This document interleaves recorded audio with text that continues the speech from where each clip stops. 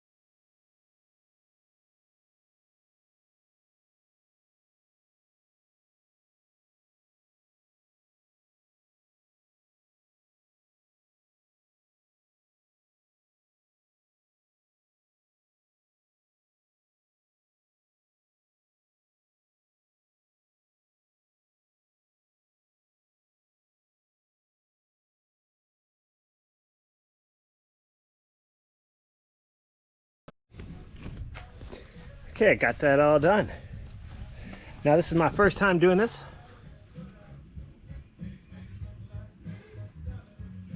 I think for functionality, I think this is gonna work out good. So I'm just trying to keep it from overheating over here where that pipe goes by. I think that'll be okay. Obviously, it's my first time doing it, so learning curve. Well, we'll see. Hey, thanks for watching. Hit that subscribe button if this helps.